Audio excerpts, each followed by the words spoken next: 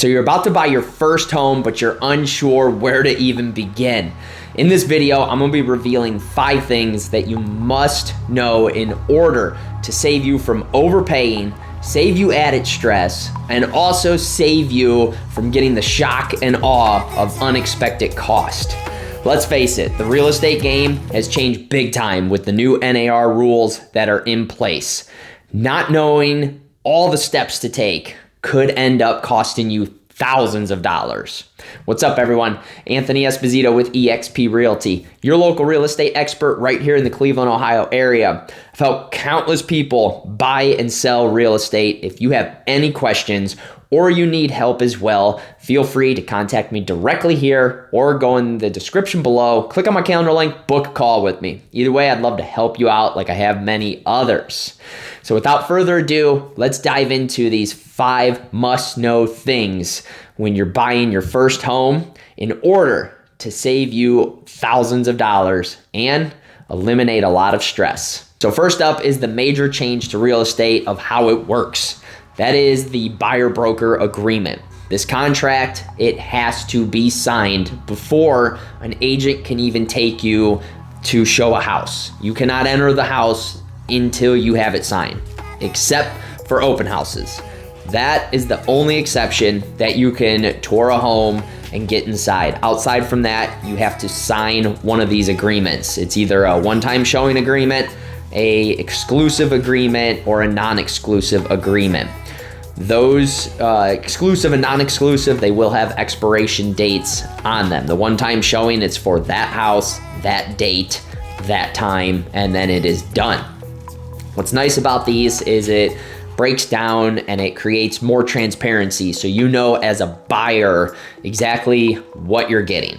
So I've implemented buyer consultations just like I have seller consultations, where I'm sitting down with buyers, I'm explaining to them step by step the whole process, what I bring to the table, and then obviously we have to negotiate on our fees. Now, that fee that's in there, it's a potential that you may have to pay out of pocket for that fee. However, you could still get money from the seller through seller concessions, direct compensation to the buying broker. There's ways to pay for you to have representation. Currently in my market, we're seeing a lot of sellers that are offering concessions of some sort. It may not cover all of it, but there's concessions of some sort that is there. So it's not guaranteed that you're gonna get, your representation paid for by the seller, but it's also not guaranteed that you're automatically having to pay your buying agent. So next, let's talk about that commission and how you can negotiate it.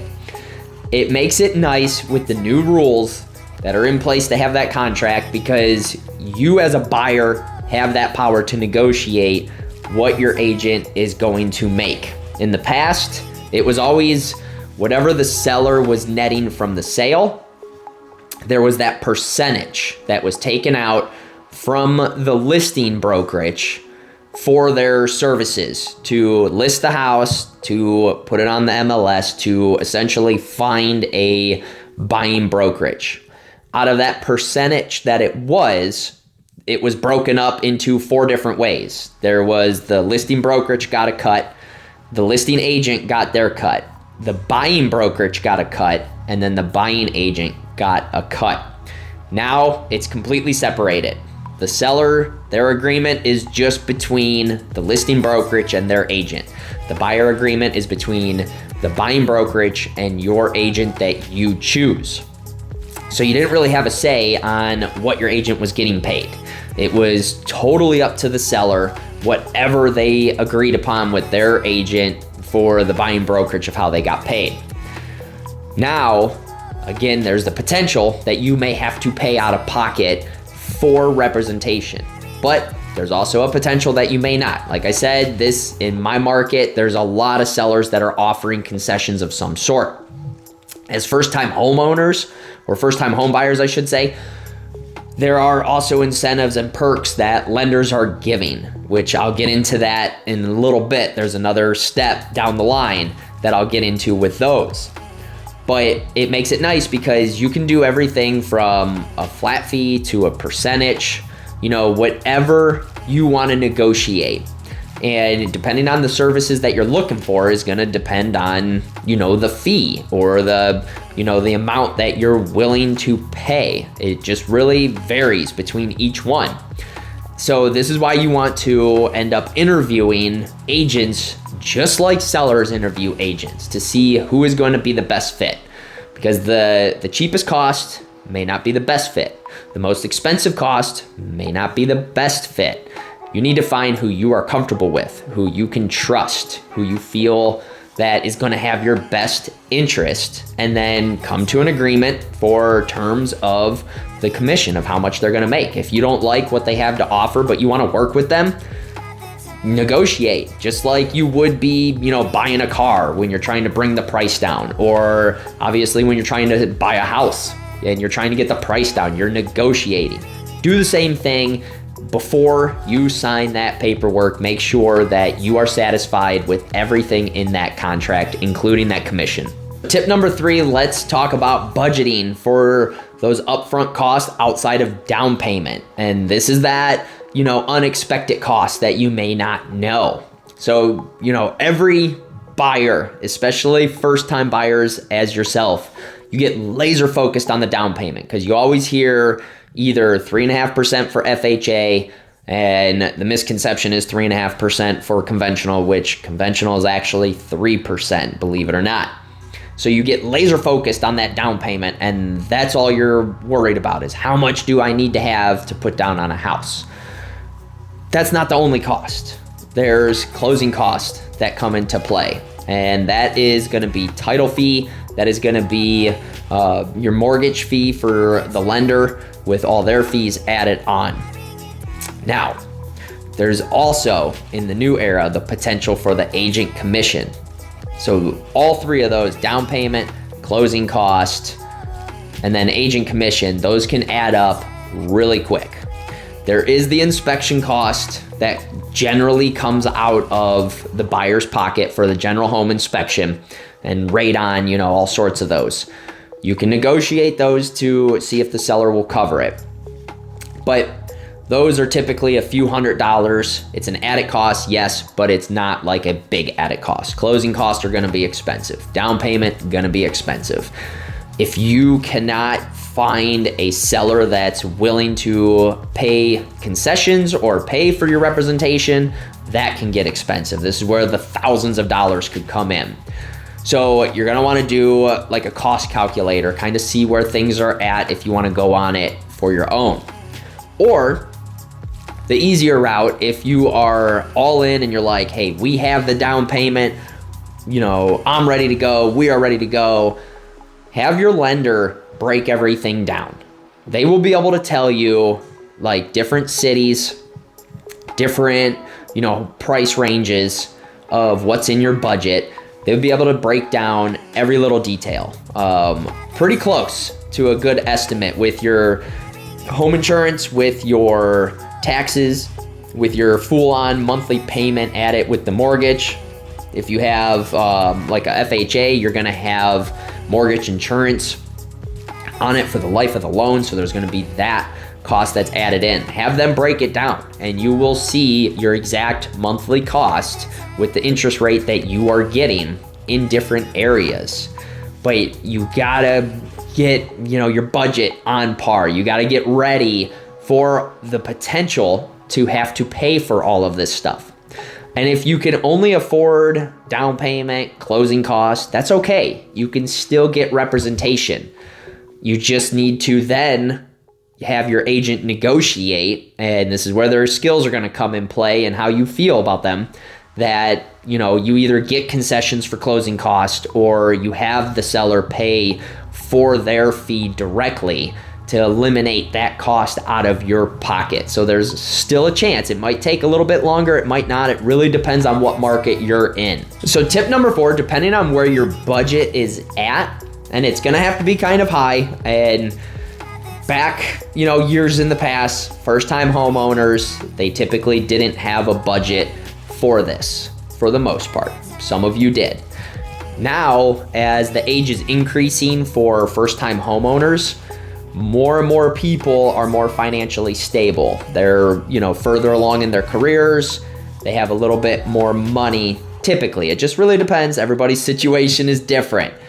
But consider building a new home if you have the budget for it. The builders, most of them are paying for a referral fee for agents to bring them a client. So that completely eliminates anything of having to pay for agent commission to have them represent you on a new build, because us as agents, that's one of my niches that I have is new construction. We get paid by the builder to bring you to them. So the commission rate, it pretty much it's taken care of. It's a wash. And on top of that, they're also offering a lot of incentives. They may have closing cost in play. They may have better interest rates. A lot of them are down a point or two. A lot of them are doing buy downs where you're getting 2 or 3% less than the current rate, and then it goes up every single year. Like if it's a 3-2-1, it's 3% lower on the first year, 2% lower on the next year, 1% lower on the third year. Then it goes to that original rate, which by then it's 3 years. It could be a better rate, and then you just refinance. You're in a brand new house. And the other perk with the new homes is some of them are even offering money towards options. It could be $20,000. It could be, sometimes they offer up to $40,000. Just remember, it's always up to. There's a lot of variables that go in play. They always have that little asterisk next to it for the fine print. But they still offer a lot of incentives going through one of their lenders. And that could potentially be a route for you to take as a first-time home buyer. You're getting a brand new house. You're getting the warranties that come with it. You're getting lower interest rates. You may be getting more perks. And you're going to have representation covered by the builder. So the next tip is the incentive programs that I mentioned earlier that mortgage companies have for first-time homeowners. I personally work with a few different lenders. They all have something going on. There's some of them that are doing a 1% down payment instead of your 3 or 3.5% that you have to put down. That's a huge difference.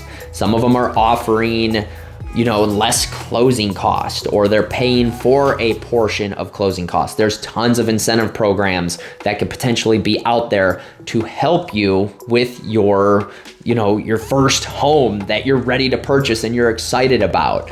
It just really depends on every lender because they're all different. They all have different incentive packages, and take advantage of it.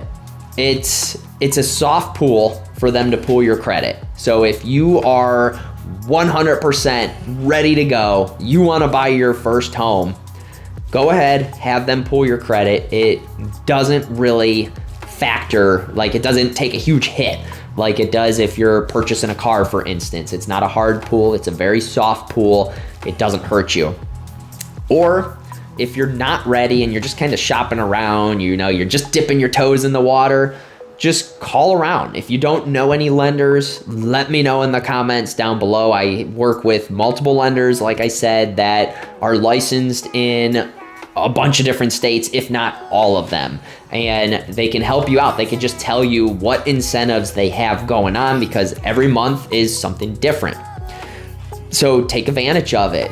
Use those perks as a first-time home buyer. It could end up saving you thousands of dollars. And like I said, if you can get a 1% down payment or closing costs paid for, whatever incentive that is, right there, that's anywhere from $4,000 to $10,000 depending on your budget. It could be even higher than that. It really just depends on your budget, what they have in place. I'm sure there's going to be limits. They're not going to have just throwing money out the window, but they are there to help you and guide you in every way possible. These tips were designed to help you navigate the real estate market with confidence. being informed, being prepared, it's going to put you in the best position to making that dream home your reality. If you found this video helpful, be sure to smash the like button. It's greatly appreciated. Click subscribe, turn notifications on so you can stay up to date on all my real estate insight, tips, tricks, property tours, you name it. Got it coming your way. And if you want to know how to choose the right realtor without getting screwed, click the video next to me and check it out.